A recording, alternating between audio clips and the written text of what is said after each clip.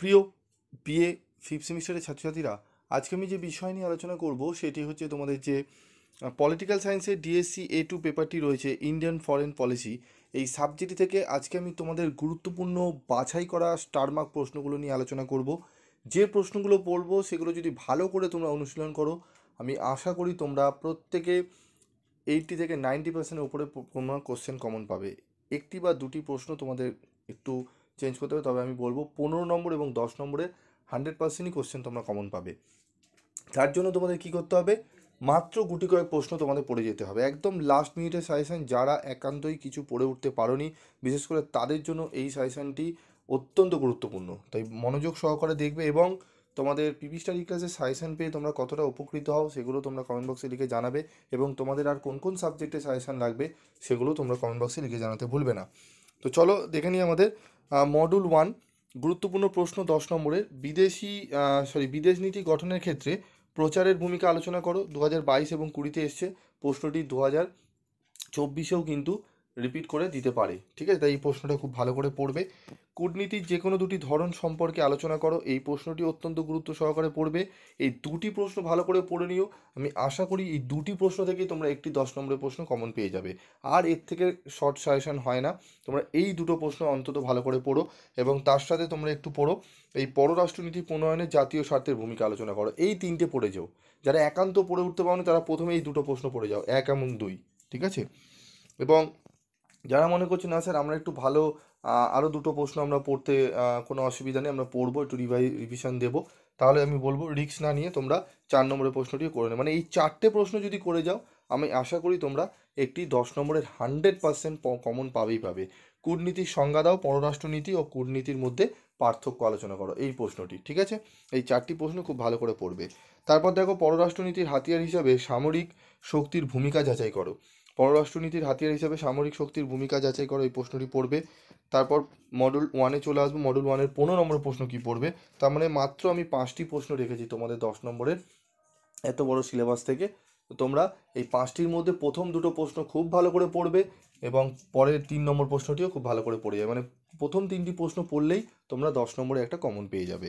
তারপর দেখো 15 নম্বরের প্রশ্ন, গুরুত্বপূর্ণ প্রশ্ন। প্রথম প্রশ্ন, পররাষ্ট্রনীতির সংজ্ঞা দাও, এর নির্ধারকগুলি সম্পর্কে আলোচনা করো। অত্যন্ত গুরুত্বপূর্ণ প্রশ্ন এটি। এটি একদম মানে 99% আসার সম্ভাবনা রয়েছে। তার সাথে আরেকটি প্রশ্ন আসার সম্ভাবনা রয়েছে। এই দুটি প্রশ্ন খুব ভালো করে পড়বে। জাতীয় স্বার্থ কী, জাতীয় স্বার্থ কীভাবে বিদেশ নীতি গঠনকে প্রভাবিত করে তা আলোচনা করো, এই প্রশ্নটিও ভালো করে পড়বে, ঠিক আছে? এই দুটি পড়া হয়ে গেলে তারপরে তোমরা আর যেই প্রশ্নটি পড়বে সেটি হচ্ছে প্রচার কার্যের সংজ্ঞা দাও এবং এর প্রকৃতি ব্যাখ্যা করো, এই প্রশ্নটি পড়বে। এই 3টি প্রশ্ন পড়লে আমি আশা করি তোমরা একটি 15 নম্বর প্রশ্ন কমন পেয়ে যাবে, ঠিক আছে? তো চলো আরও প্রশ্নগুলো দেখে নিই। বৈদেশিক নীতি গঠনে কিভাবে সামরিক শক্তি প্রভাবিত করে, বৈদেশিক নীতিতে জাতীয় স্বার্থের কেন্দ্রীয় ভূমিকা বিশ্লেষণ করো, এই প্রশ্নটি পড়বে, ঠিক আছে? এখানেও 5টি প্রশ্ন আমি রেখেছি মাত্র। চলো এবার চলে আসবো মডেল 2 থেকে। মডেল 2 থেকে 10 নম্বরে যে প্রশ্নটি পড়বে, নেহরুর বিদেশ নীতির মূল বৈশিষ্ট্যগুলি আলোচনা করো, এই প্রশ্নটি পড়বে।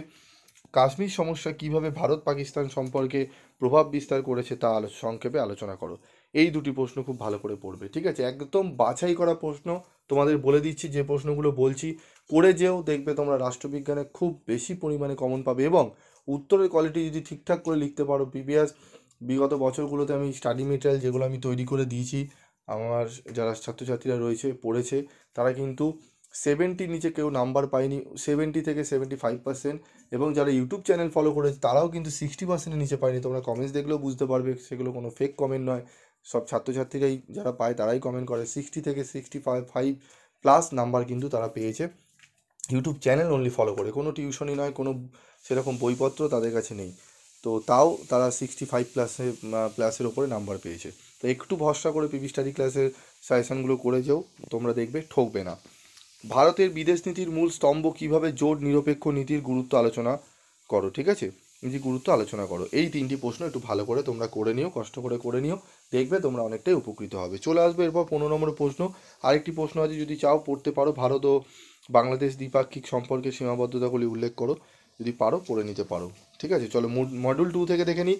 প্রথম যে প্রশ্নটি পড়বে, ঠান্ডা যুদ্ধোত্তর কালে ভারতের বিদেশ নীতির মূল বৈশিষ্ট্যগুলি আলোচনা করো, অত্যন্ত গুরুত্বপূর্ণ এই প্রশ্নটি। তারপর দেখো, ভারত শ্রীলঙ্কার দ্বিপাক্ষিক সম্পর্কের বিবর্তন আলোচনা করো। এই প্রশ্নটি অত্যন্ত গুরুত্বপূর্ণ, খুব ভালো করে পড়বে। এই দুটি প্রশ্ন পড়লে আশা করি তোমরা একটি 15 নম্বরের প্রশ্ন কমন পেয়ে যাবে। তার সাথে আরেকটি প্রশ্ন যদি পারো পড়তে পারো, ভারত ও নেপালের দ্বিপাক্ষিক সম্পর্ক বিষয়ে একটি নিবন্ধ লেখো। এই তিনটি প্রশ্ন পড়ো।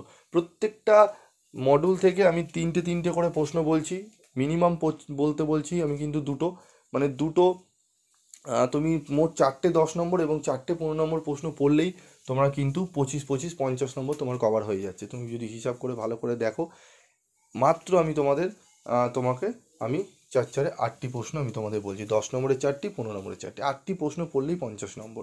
এই 8টি প্রশ্ন একটু ভালো করে আগে রেডি করে নাও, যেগুলো স্টার্ট দিয়েছি প্রথম দুটো করে পড়ে নাও, তারপর বাকি একটা করে তোমরা যদি পারো পড়ে নিও, ঠিক আছে? এর থেকে কম সাজেশন আর কী দেবো? তোমরা বলেছো যেরকম সাজেশন যে স্যার যেই প্রশ্নগুলো একদম আসার মতো সেগুলোই দিই, আমি তাই দিলাম, ঠিক আছে? তো এগুলো ভালো করে পড়ো, এবং যদি কোনো অন্যান্য সাবজেক্টে তোমাদের অসুবিধা হয় আমাকে অবশ্যই বলবে, আমি চেষ্টা করব যতটা পারবো তোমাদের সামনে তুলে ধরার। তোমরা শুধু একটু পাশে থেকো এবং তোমাদের ভিডিওগুলো পেয়ে তোমরা কতটা উপকৃত হচ্ছ সেগুলো জানিও। আমি অবশ্যই তোমাদের জন্য অক্লান্ত পরিশ্রম করে আমি ভিডিওগুলো দেবো এবং তোমাদের জন্য খুব কোয়ালিটির নোটস আমি তোমাদের প্রোভাইড করব। আজকের মতো এটুকুই, দেখা হচ্ছে পরবর্তী ভিডিওতে। সকলে ভালো থেকো, সুস্থ থেকো।